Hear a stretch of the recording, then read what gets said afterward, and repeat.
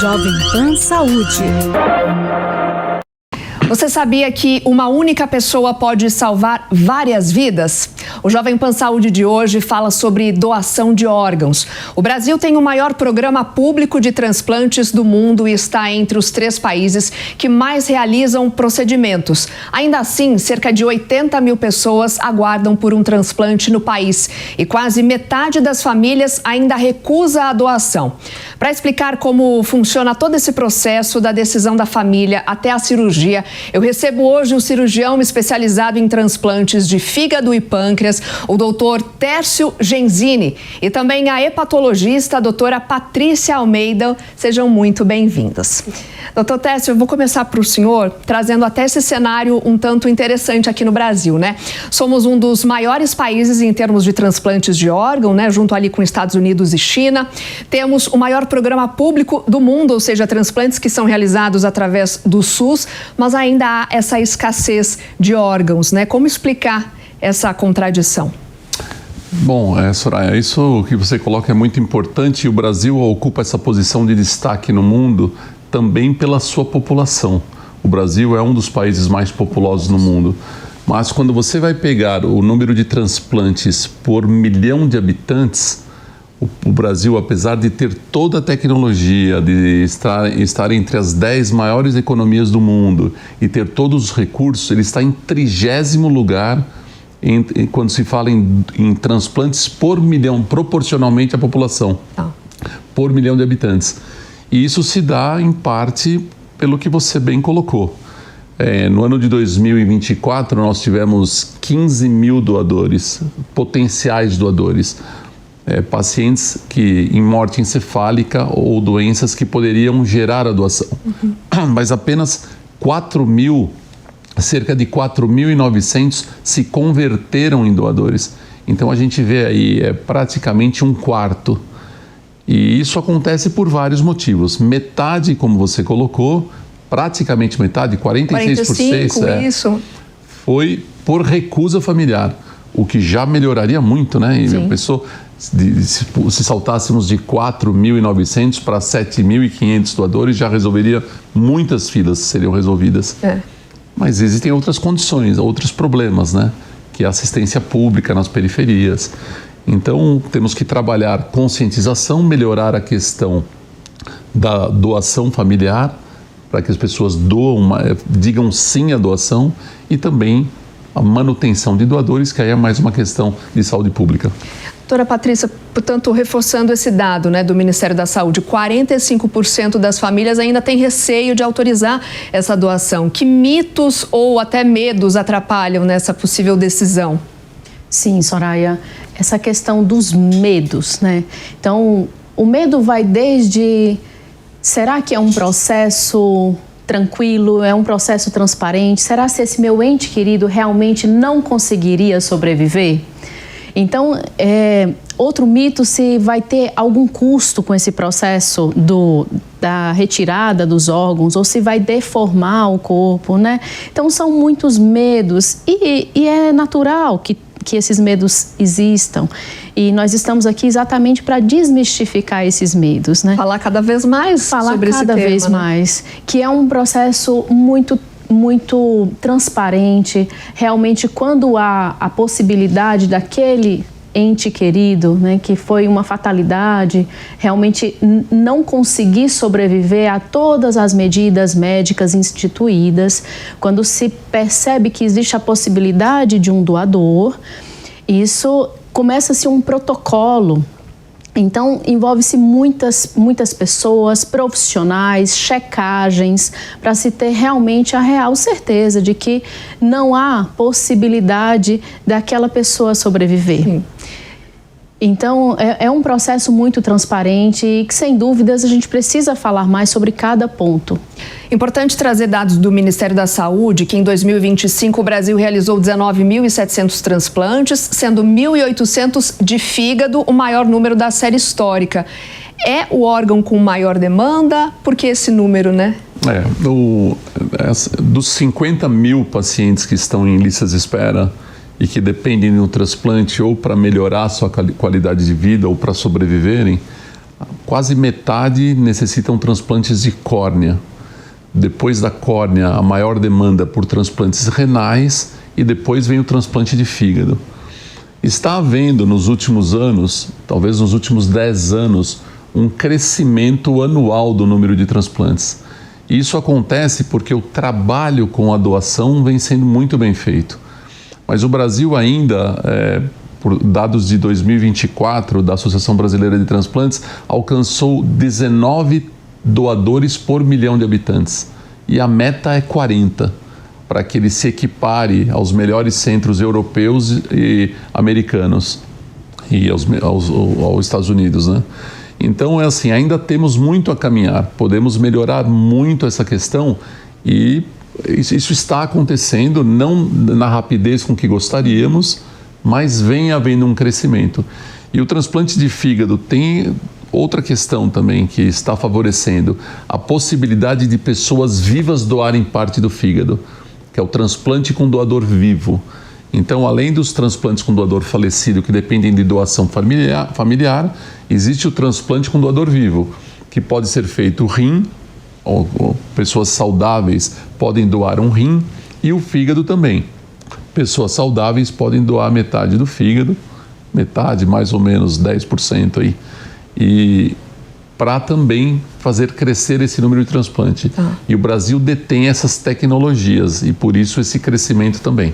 A gente vai falar mais daqui a pouquinho sobre o transplante de fígado especificadamente, mas além de critério de urgência, né, que outros fatores definem a posição do paciente nessa fila de espera, né? Então, só para a gente retomar, a maior demanda é por córnea, rim e fígado? Sim, córnea em primeiro lugar, o rim e depois o fígado. No fígado, é importante falar, né, que existe um comitê de médicos que vão sempre procurando mudar essas portarias, considerar se já temos dados científicos que nos façam mudar detalhes, né, do processo. Então, foi lançada uma nova portaria, tem 4 dias, algumas mudanças serão instituídas nos próximos meses, mas realmente a alocação, a gente não fala nem em fila, sabe, Soraya? É uma lista, porque essa alocação, ela é muito dinâmica.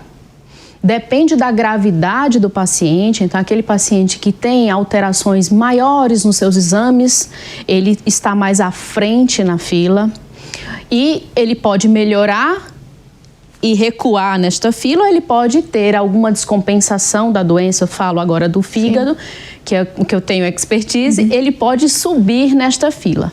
Mas tem situações também de extrema urgência, como hepatite fulminante, em que nós temos poucas horas, dias para transplantar o paciente, porque o risco de mortalidade é muito alto. Então, caso o paciente tenha uma hepatite fulminante, ele é priorizado nessa lista. Então, ele acaba superando algumas barreiras de regionalização para que a gente consiga ter esse órgão mais rapidamente. Não é que um paciente vai passar na frente do outro. Não, não. Soraya, isso é importante. Né? Isso. Que a Patrícia está falando. Colocar como credibilidade do sistema que favorece inclusive a doação, é importante as pessoas entenderem o que a doutora Patrícia colocou, que não é uma fila. Não é uma fila que você chega, você entra na fila e fica esperando a fila andar. A sua vez, Não. Existem critérios, então é uma lista de espera. E os critérios são diferentes. Por exemplo, a pessoa que opera o coração e parou o coração para que ele seja operado, está numa máquina fazendo a vez do coração. Terminou a cirurgia, o coração não volta a bater, ela entra em prioridade absoluta, passa na frente de todo mundo. No caso do fígado, ela citou hepatite fulminante. No caso do rim, tem pacientes que estão fazendo diálise e não tem mais acesso, já usou todas as veias e artérias possíveis, já usou as veias, na verdade, que são utilizadas para acesso à máquina de diálise e não tem mais condições de fazer diálise, já usou peritônio, usou os vasos. Essas pessoas precisam urgente do transplante, senão elas morrem. Então, vários órgãos têm critérios diferentes que colocam os pacientes na frente. E isso é uma coisa que nós comprovamos, né? Os exames comprovam, a gente tem toda uma estrutura, um arcabouço do Ministério da Saúde que faz com que as coisas aconteçam de maneira ética, responsável e transparente. E que qualquer pessoa que precise mais urgente do transplante, ela possa ser contemplada. E não só o MELD, os pacientes que estão em fila, que sabem do MELD, né, que é um cálculo matemático que a gente faz com os exames, o paciente também pode ter um câncer de fígado. Ele pode formar água na barriga, que é a ascite, de maneira refratária, que precisa toda semana estar fazendo procedimento para retirar a água, ou faz uma encefalopatia que ele não consegue mais ter autonomia, não consegue mais ser um membro da família. Então, tem situações médicas em que nós temos protocolos a seguir e nós podemos, né, organizar a vida do paciente, pensar estrategicamente para organizar a vida do paciente e essa lista vai ser feita, vai ser organizada e ela é dinâmica. E o paciente tem total acesso. Ele recebe um número de registro, ele consegue ver na central de transplante qual é a sua localização na central, por que subiu, baixou, ele pode conversar com o seu médico. Então isso é muito importante, essa conversa e tirar todas as dúvidas para ficar com o coração tranquilo, porque essa espera, Soraya, ela é angustiante. Para toda a família, né? Para nós também. Para os médicos também. Também. Quando a senhora fala em protocolos, né, tem testes de compatibilidade do receptor, né, do doador? Como que pode garantir que, de fato, vai ter sucesso nessa cirurgia? Pode começar, doutora?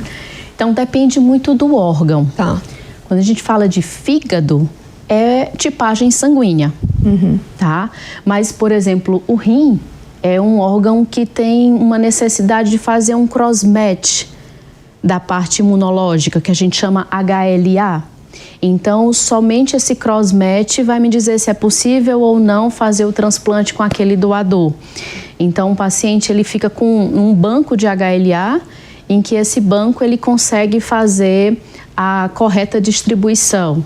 Mas do fígado é tipagem sanguínea. Então, é mais simples. O fígado é um órgão que tem um potencial de rejeição, vamos dizer, menor quando comparamos com o rim. Tá. E tem alguma tecnologia que facilite então, a lógica de tudo isso é que, assim, anualmente, pessoas novas estão entrando nas listas de espera, pela necessidade da própria população, né? Dentro da população, a gente tem números, por exemplo, 60 pessoas por milhão de habitantes precisam de um transplante de rim anualmente, e assim as coisas vão acontecendo, né? Os órgãos precisam, cada vez que eles são doados, quanto mais tempo eles servirem ao receptor, melhor vai ser para você aliviar a própria lista de espera.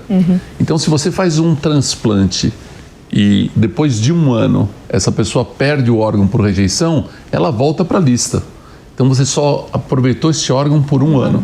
Então a lógica é que você aproveite essa preciosa forma de tratamento pelo maior tempo possível. Então no rim se faz o HLA, que vê a compatibilidade genética entre o doador e o receptor.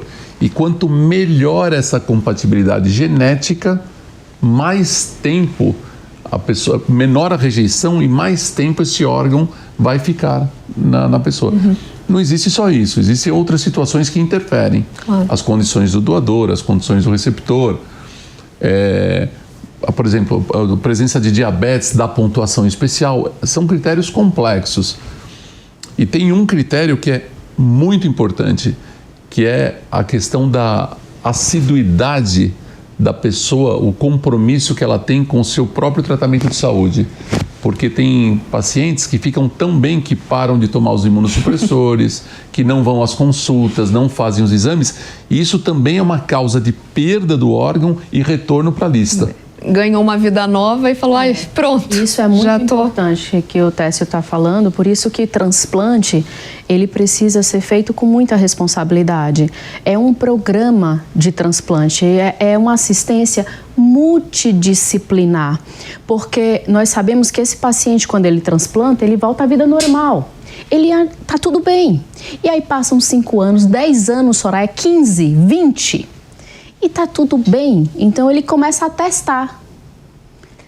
Não vou no médico, não preciso mais tomar aquele remédio. O médico sempre faz a mesma coisa, né? E na verdade não. Por isso que a gente precisa de um programa em que o paciente seja visto por vários olhares. Sim. E o olhar do médico, da enfermeira, da psicóloga, da assistente social. A gente entender quais são as fragilidades que aquele paciente está inserido. E são muitas nesse país desse tamanho continental, são muitas. E a gente procurar entender e auxiliá-lo em cada uma dessas frentes.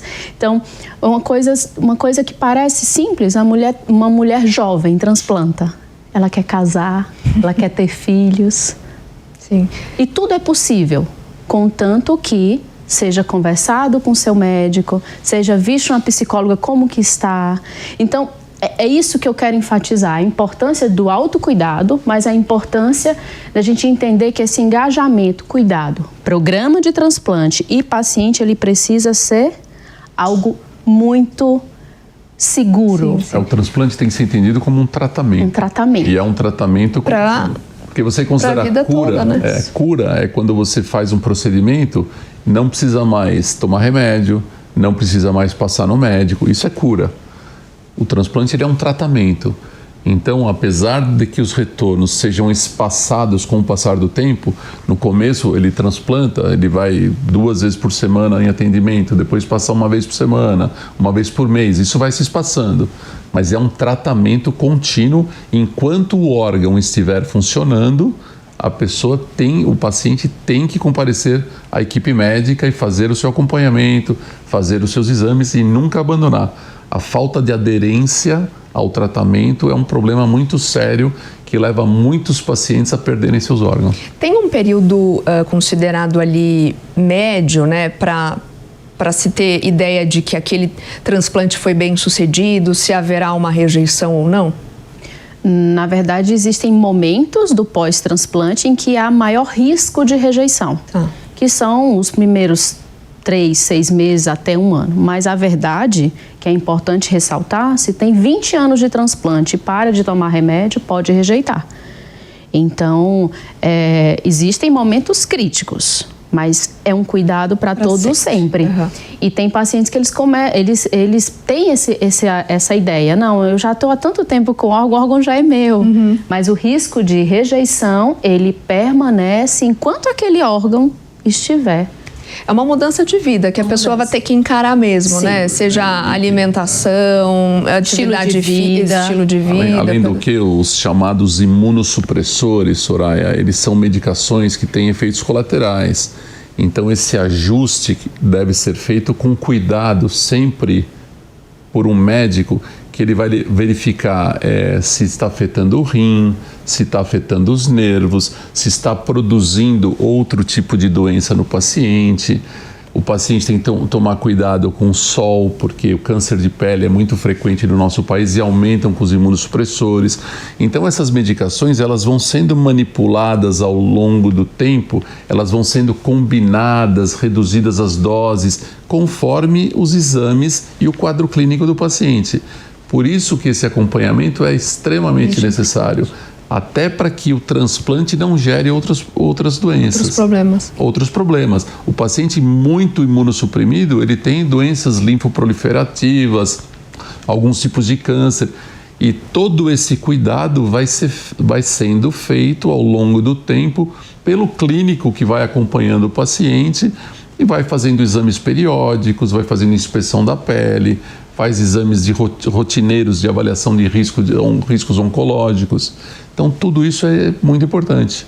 Quando a gente fala de doação de órgãos, existem órgãos que podem ser doados em vida e após a morte, né? Queria que vocês tratassem desse tema comigo agora, só pra gente, porque às vezes a gente fala de doação, pensa que é só depois que a pessoa já morreu, mas dá tempo ainda, né, de em vida salvar uma pessoa. Sim, dá tempo de em vida e como o Técio falou, é uma das estratégias que nós podemos para minimizar essa espera em fila. Uhum.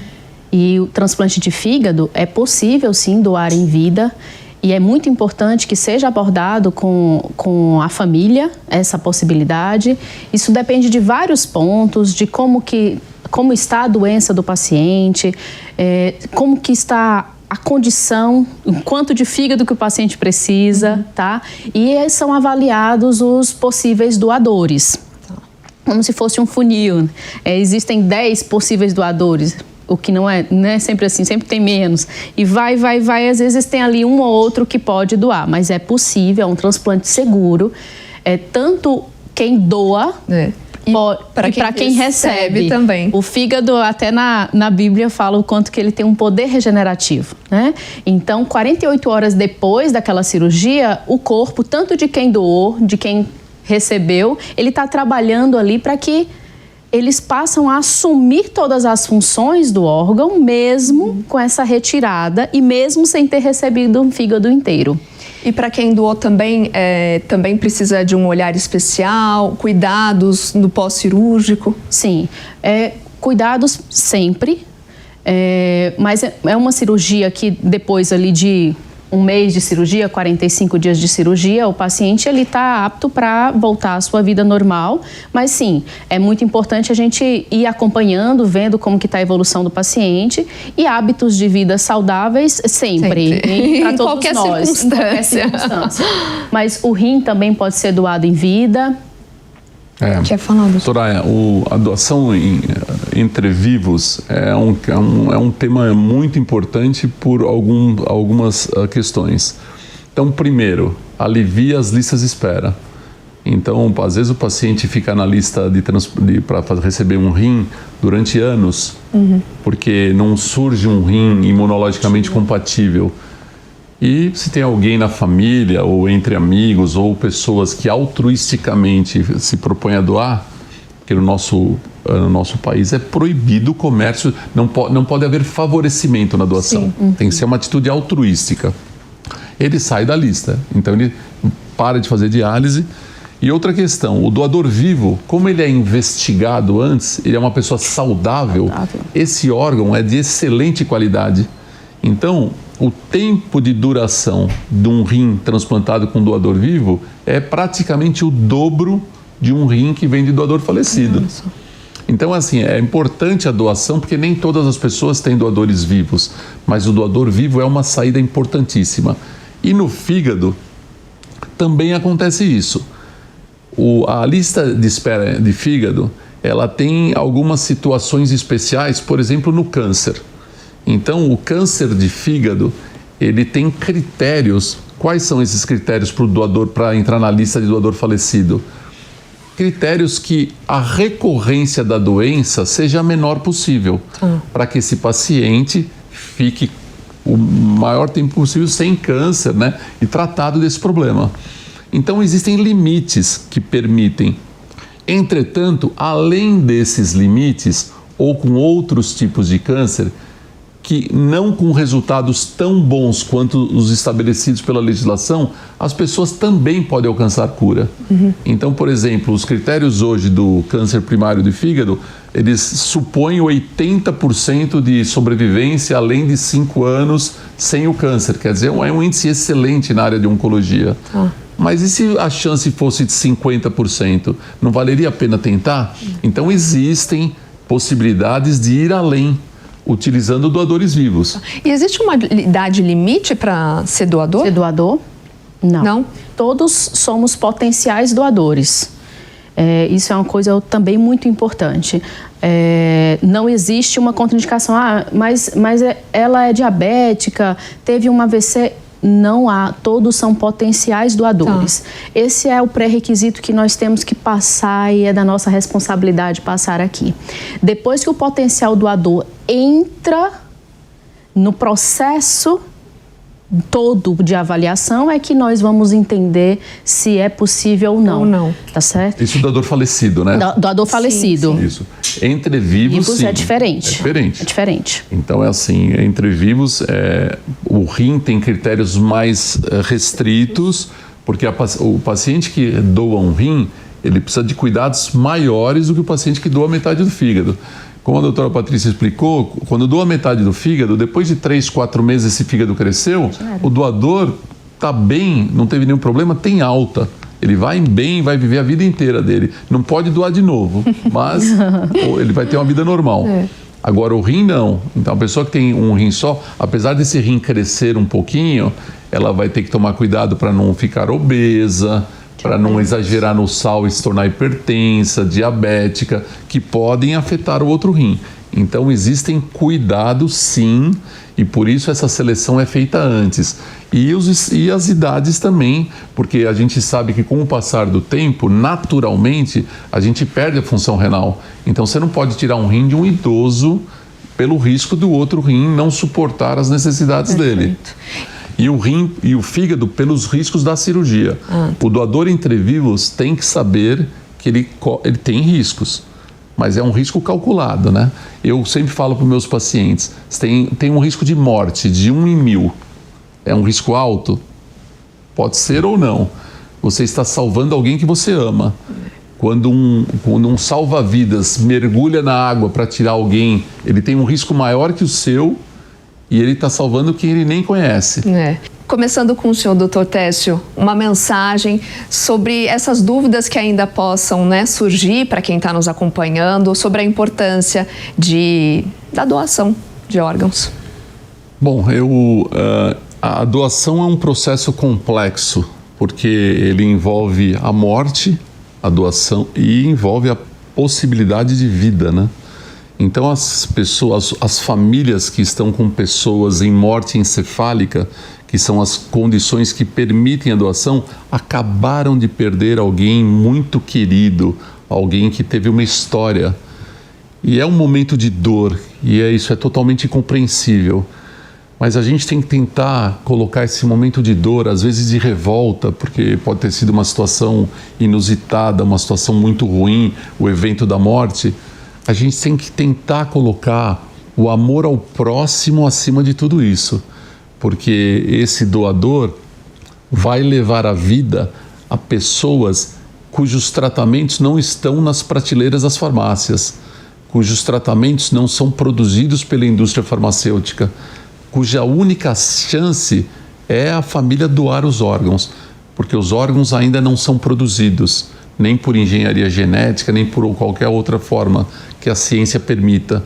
A única chance é que as famílias doem e salvem muitas vidas. Doutora Patrícia? Acreditem na doação de órgãos. É um processo transparente, é um processo que pode trazer felicidade, vida em abundância para até 8 pessoas, 8 famílias. A gente compreende que é um momento difícil. No entanto, observem, pensem que 8 famílias podem ter aquele ente querido com saúde e com vida ali do lado delas. Pensem bastante sobre isso e falem para seus familiares. A doação só é possível se os seus familiares de 1º e 2º grau saibam que você é um doador de órgãos. Acredite na doação de órgãos. É uma conversa importantíssima, para se ter com a família. Obrigada, doutor Técio, doutora Patrícia, mais uma vez, por aceitarem o nosso convite.